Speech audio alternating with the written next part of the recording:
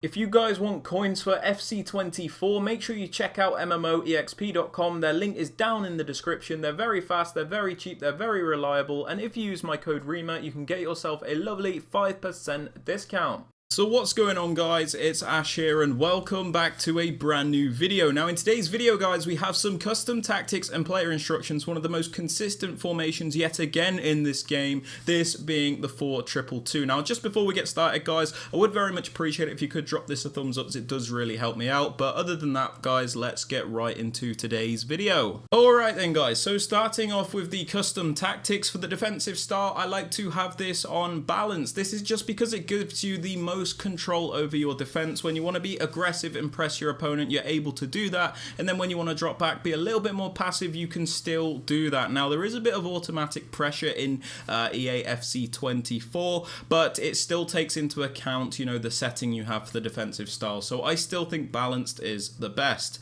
Moving on to the width, guys, I have this on 42 at the moment. The reason that I've upped this in recent times is because people like to go down the wing a lot, so it is important to be able to cover those wider areas in case an opponent does go for those wing plays. That being said, we also don't want the width too high because it is still important to cover the narrow areas and be nice and compact in defense, otherwise you're going to struggle a lot. For the depth, guys, we have this on 48. Anything above 45 is good, as it does give you that automatic pressure that I was talking about. We don't want to go anywhere below that, otherwise you just have no pressure on the ball and it actually makes it much more difficult to defend. So 48 depth is really nice at this stage in the game for me.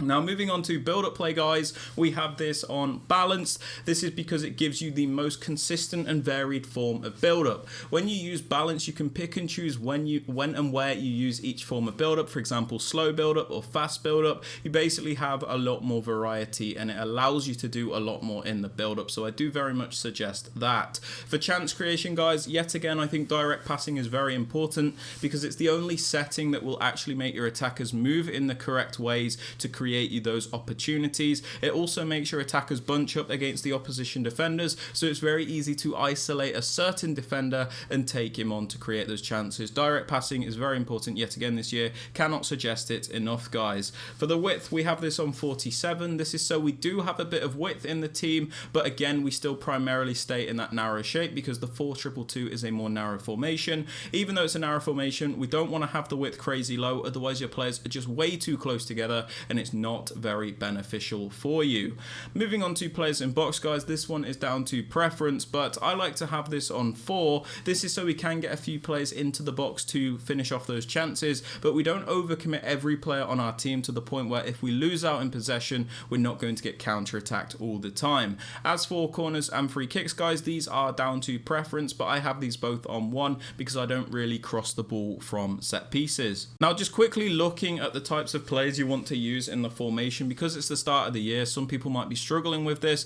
I just want to let you guys know my team obviously isn't perfect. I don't really spend FIFA points these days, but I'm going to tell you the types of players you can get in these positions. In the 2 striker positions, you can go for a bit of a balance, which is what I've gone for here, where you have like a more clinical finisher, one that's maybe less creative on the ball but is going to be there to finish off your chances. And then in the other striker position, you can go for somebody that has a bit more creative ability, which will allow you to create more fluid and varied attacks, which is why I've got James Maddison there. I really don't think the shooting stat is like crazy important at the moment because I've had players like Mudryk who have really low shooting still managing to finish off those chances. So I like to go for a balance. You guys can do whatever. For the wingers, or the right cam and left cam, if that's what you call it in this formation, you want to use like pacey wingers. This is very important because these are the main wide players in the formation. Even though it is a narrow formation, these are like the main outlets of the team, so make sure you're using very pacey wingers. Somebody with the quick step play style is very useful, as well as the rapid play style, as it allows you to blitz past those defenders. But yeah, pretty much use whoever you want in those winger positions. For the CDMs, guys, you want to use at least one defensive minded player. This is so you're always nice and secure in the defense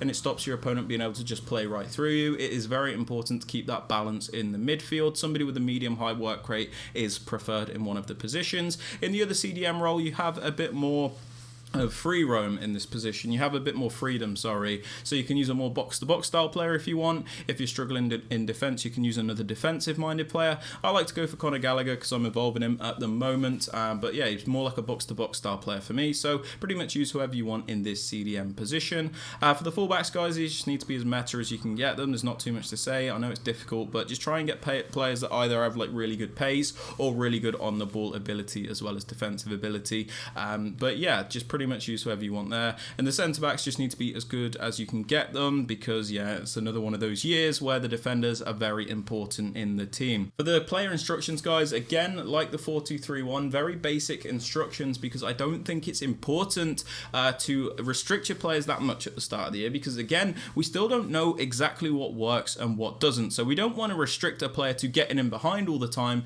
if that's not the best option. So at the moment, all I have on the strikers is stay central and mixed attack. Now, the stay central instruction is still important for me because I don't want my strikers drifting off into the wider areas. We've already got the wide cams to do that, so we don't need them there. The only thing that is important is that they stay central. Mixed attack allows them to sometimes get in behind, other times come short as a false nine, be a target man, basically a bit of everything. Gives you a lot of freedom, which is why I like it. For the wide cams, guys, the right cam and the left cam, I actually don't touch them. I kind of just let them do their own thing. They've been really good for me. Even on basic defensive support, they've still filled in pretty good defensive positions, and I really like the freedom that these players have with the default instructions because you're not telling them to do specific things, so they kind of just do a bit of everything and it feels very dynamic and fresh. For the CDM, guys, the left CDM is my more defensive minded player, so I just have him on stay back and cover center. It's important we have him on stay back because we always want to have at least one CDM back at a time, so we always have that defensive player to help us out. We don't just want to leave our back line exposed all the time. We also have him on cover center, so he does defend through the center and stops the opponent being able to just pass right through the middle of you. Very important in my opinion, guys. For the right CDM, we just have him on cover center, and the default settings, it resets to cover wing there, I'm sorry, but we just leave him on the default settings because he is more like a box to box for me, so I don't want to restrict him all that much. We kind of just let him do his own thing, which is really nice to use. Now for one of the fullbacks, completely up to you which one. You can have them on balanced attack and overlap. This is just to give you extra width and a wider option when you are going forward because this is still quite a narrow formation.